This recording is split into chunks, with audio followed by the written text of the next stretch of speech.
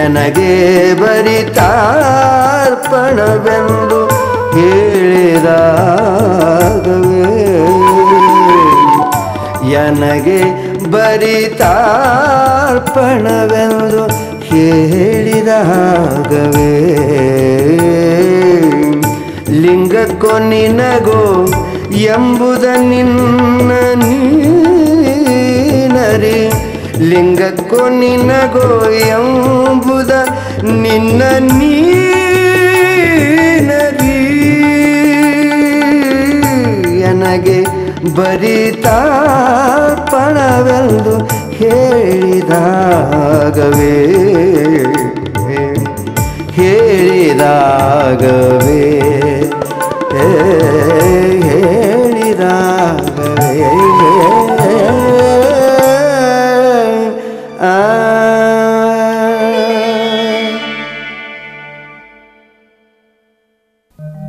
ಎನಗೆ ಭರಿತಾರ್ಪಣವೆಂದು ಹೇಳಿದಾಗವೇ ಲಿಂಗಕ್ಕೋ ನಿನಗೋ ಎಂಬುದ ನೀನರಿ ಅನ್ಯರ ಕೈಯಿಂದ ಹೇಳಿಸಿ ಚೆನ್ನಾಗಿ ಇಕ್ಕಿಸಿಕೊಂಡು ಉಂಬುದು ಲಿಂಗಕ್ಕೋ ನಿನಗೋ ಎಂಬುದನ್ನು ನಿನ್ನ ನೀನರಿ ಸಂದುದನೆ ಪರಿಣಾಮಿಸಿ ಬಾರದುದಕ್ಕೆ ಸಂದೇಹವಿಲ್ಲದೆ ಸಂದಳಿದುದುದು ಭರಿತಾರ್ಪಣ ಸದಾಶಿವ ಮೂರ್ತಿ ಲಿಂಗಕ್ಕೆ ತೃಪ್ತಿ.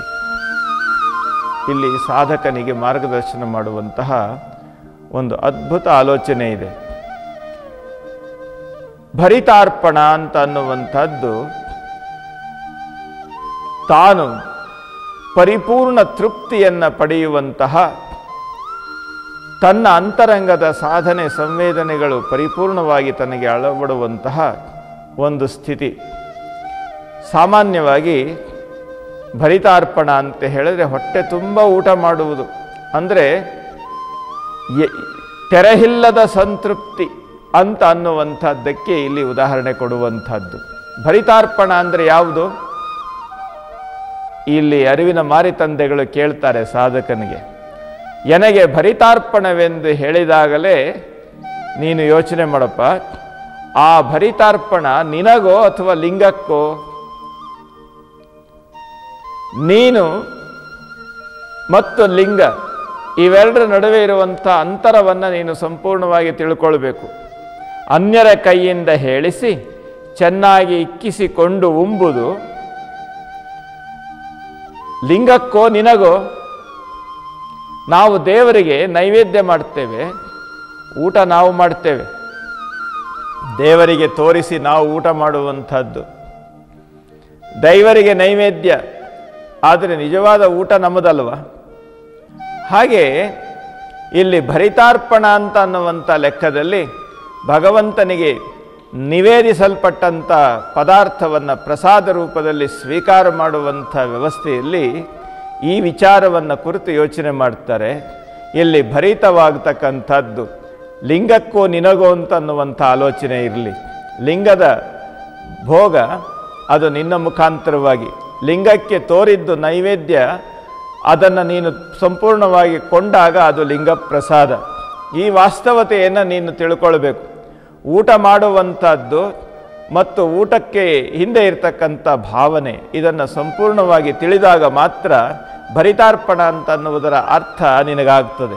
ವಾಸ್ತವವಾಗಿ ಭರಿತಾರ್ಪಣ ಅಂದರೆ ಏನು ಗೊತ್ತೇನಯ್ಯ ಅಂತ ಹೇಳಿ ಆ ಎದುರಿಗೆ ಕುಂತು ಕೇಳ್ತಕ್ಕಂಥ ಶಿಷ್ಯರಿಗೆ ಅವರು ಹೇಳ್ತಾರೆ, ಸಂದುದದ ಪರಿಣಾಮಿಸಿ ಅಂದರೆ ಯಾವುದು ತನ್ನ ಬಳಿ ಬರ್ತದೆ, ಯಾವುದು ತನಗೆ ತನ್ನ ಮುಂದೆ ಇದೆ ಅದನ್ನು ಪರಿಣಾಮಿಸಿ ಅಂತ ಹೇಳಿದ್ರೆ ಅದನ್ನು ಪರಿಪೂರ್ಣವಾಗಿ ಅದನ್ನು ಭಾವ ಮತ್ತು ಮನಸ್ಸು ಬುದ್ಧಿ ಇವುಗಳಿಂದ ಸಂಪೂರ್ಣವಾಗಿ ಸ್ವೀಕರಿಸಿ ಬಾರದುದಕ್ಕೆ ಸಂದೇಹವಿಲ್ಲದೆ ಅಯ್ಯೋ ಇದು ಬರಲಿಲ್ವಲ್ಲ ಅಥವಾ ಅದು ಹೀಗೆ ಬರಬೇಕಾಗಿತ್ತಲ್ಲ ಅಂತ ಅನ್ನುವಂಥ ಕಲ್ಪನೆಯ ಲವಲೇಶವೂ ಇಲ್ಲದೆ ಸಂದನಳಿದು ನಿಂತದ್ದು ಭರಿತಾರ್ಪಣ.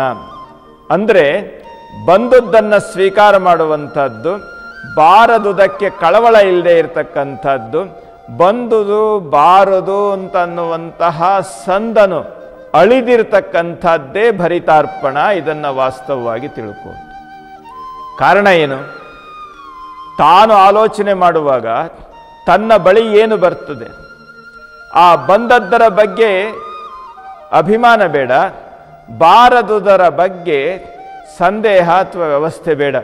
ಅದು ಹೇಗೆ ಬರ್ತದೆ ಹಾಗೆ ಸ್ವೀಕಾರ ಮಾಡಬೇಕು ಜೀವನದಲ್ಲಿ ಶರಣನಾದವನು.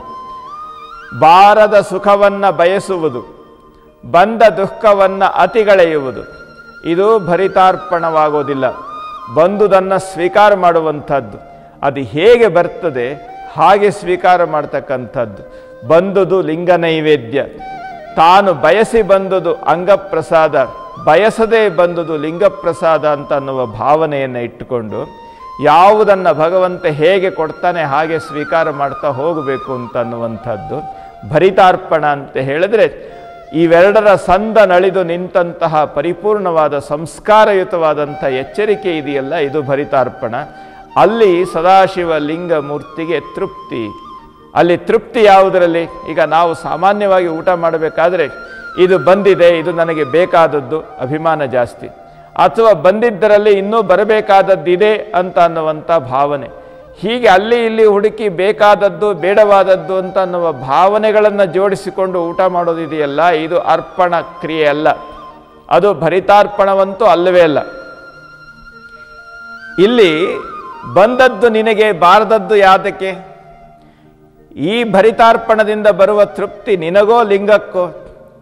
ಲಿಂಗವೇ ನೀನಾದ ನೆಲೆಯಲ್ಲಿ ಬಂದುದು ಬಾರದುದು ಅನ್ನುವಂಥ ಸಂದೇಹ ಇರಬಾರ್ದು. ಲಿಂಗ ಬೇರೆ ನೀನು ಬೇರೆ ಆದಾಗ ಏನಾಗ್ತದೆ? ನಿನ್ನ ವೈಯಕ್ತಿಕವಾದಂಥ ಆಲೋಚನೆಗಳು ಇದು ಬರಬೇಕಾಗಿತ್ತು, ಇದು ಬರಲಿಲ್ಲ ಅಂತ ಅನ್ನುವ ಭಾವನೆ ಬರ್ತದೆ. ಬಂದುದನ್ನು ಬಿಟ್ಟು ಬಾರದುದನ್ನು ಬಯಸುವಂತಹ ಸ್ವಭಾವ ಮನುಷ್ಯಂದಾಗ್ತದೆ. ಆದರೆ ಶರಣನಾದವನು ಯಾವುದೇ ಸಂಕಲ್ಪ ವಿಕಲ್ಪಗಳಿಲ್ಲದೆ, ಇದು ಬರಬೇಕು ಅನ್ನುವ ಸಂಕಲ್ಪ ಇಲ್ಲದೆ, ಇದು ಬರಬಾರದು ಅನ್ನುವ ವಿಕಲ್ಪ ಇಲ್ಲದೆ, ಬಂದುದನ್ನು ಲಿಂಗಾರ್ಪಣ ಮಾಡಿ ಪರಿಪೂರ್ಣ ತೃಪ್ತಿಯಿಂದ ಅದನ್ನು ಸ್ವೀಕಾರ ಮಾಡ್ತಕ್ಕಂಥ ಸಹಜತೆ ಇದೆಯಲ್ಲ, ಇದು ಸದಾಶಿವ ಲಿಂಗ ಮೂರ್ತಿಯಲ್ಲಿ ತೃಪ್ತಿಯಾಗ್ತದೆ. ಆ ತೃಪ್ತಿಯನ್ನು ನಾವು ಪಡಿಬೇಕಾದ್ರೆ ನಮ್ಮ ಸಾಧನೆಯಲ್ಲಿ ಈ ಎಚ್ಚರ ಇರಬೇಕು. ಇದು ಬೇಕು, ಇದು ಬೇಡ ಅನ್ನುವ ದ್ವಂದ್ವ ಅಳಿಯಬೇಕು. ಈ ಸಂದನ್ನು ನಾವು ಅಳಿದು ದೂರ ಇಡಬೇಕು. ಬೇಕು ಬೇಡೆಂಬ ಉಭಯ ಬೀಜಗಳನ್ನು, ಸಂಕಲ್ಪದ ಬೀಜಗಳನ್ನು, ದ್ವಂದ್ವಗಳನ್ನು ಪಕ್ಕಕ್ಕಿಟ್ಟು ಬಂದುದನ್ನು ಹಾಗೇ ಸ್ವೀಕಾರ ಮಾಡಿ ಅದು ಭಗವಂತನಿಗೆ ಅರ್ಪಿತ ಅಂದಾಗ ಅದು ಭರಿತಾರ್ಪಣ ಆಗ್ತದೆ.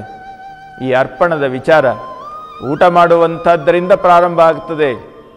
ನಾವು ಬಂದದ್ದನ್ನು ಸ್ವೀಕಾರ ಮಾಡ್ತೇವೆ, ಅದನ್ನು ಇಷ್ಟದಿಂದ ಸ್ವೀಕಾರ ಮಾಡ್ತೇವೆ.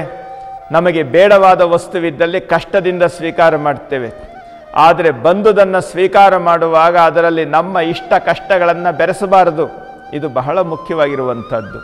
ಇದು ಬರೀ ಊಟಕ್ಕಷ್ಟೇ ಅಲ್ಲ, ಸಮಾಜದಿಂದ ಬರ್ತಕ್ಕಂಥ ಸ್ತುತಿನಿಂದೆಗಳಿರಬಹುದು, ಅಭಿಮಾನ ಅಥವಾ ಅವಮಾನಗಳಿರಬಹುದು, ಅಥವಾ ಉದಾಸೀನ ಅಥವಾ ಸಮ್ಮಾನಗಳಿರಬಹುದು.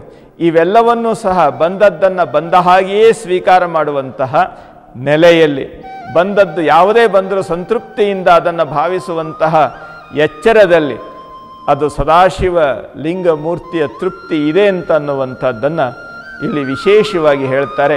ಸಾಧಕನಾದವನು ಇಂತಹ ದ್ವಂದ್ವದಿಂದ ದೂರ ಇದ್ದಾಗ ಅವನು ಸದಾಶಿವ ಲಿಂಗ ಮೂರ್ತಿಯ ಪರಿಪೂರ್ಣವಾದಂಥ ತೃಪ್ತಿಯ ಅನುಭವವನ್ನು ಆನಂದಿಸ್ತಾನೆ. ಅವನು ಪರಿಪೂರ್ಣ ಶರಣನಾಗ್ತಾನೆ.